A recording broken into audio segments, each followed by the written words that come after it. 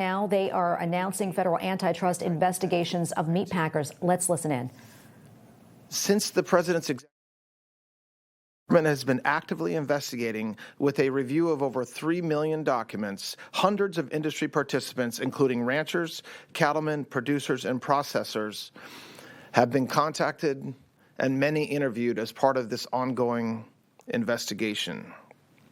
More broadly, the department has also executed on the president's executive order to stop anti-competitive behavior in the broader food supply market. Later this week, we will be announcing an historic settlement that will directly affect the prices of proteins like chicken, pork, and turkey.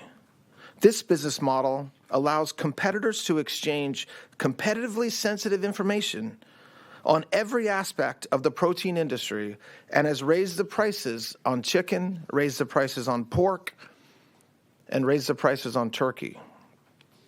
The department is also working closely with Secretary Rollins and the Department of Agriculture. We've signed a memorandum of understanding that allows us to share information aimed at protecting competition in agricultural inputs like seeds and fertilizer. But there is more work to do, and we need your help.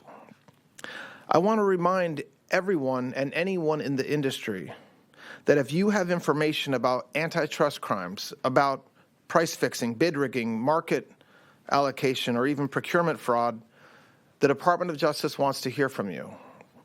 Through our Whistleblower Rewards program, which we do in partnership with the United States Postal Inspection Service, you can be financially rewarded for coming forward with information about this behavior.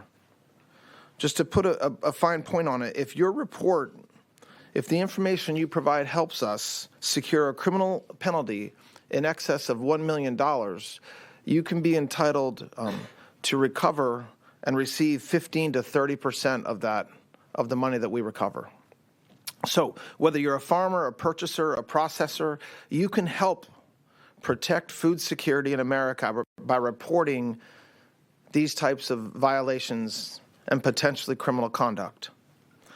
We will use every law enforcement tool available to help reduce food prices and vigorously enforce the antitrust laws to ensure every aspect of the agricultural industry competes on a fair playing field. Now I would like to introduce our great Secretary of Agriculture, Secretary Brooke Rollins. Thank you. Good morning, everybody, and a very hearty and vigorous thank you to our acting Attorney General.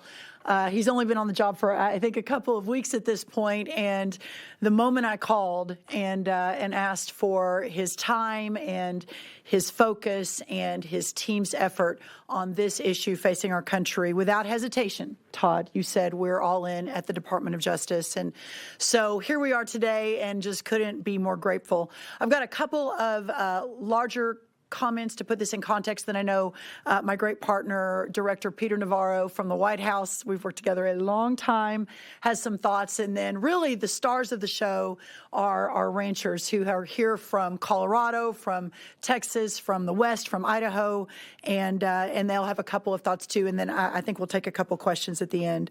Again, what an honor it is to be here alongside Attorney General Blanche.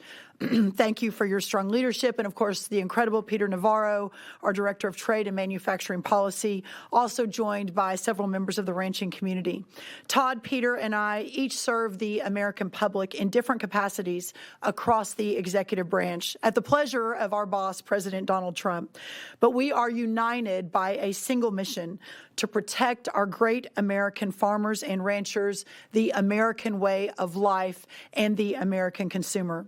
President Trump has been the greatest champion in American history for our farmers and ranchers, from record-breaking investments in rural America through the Working Families Tax Cuts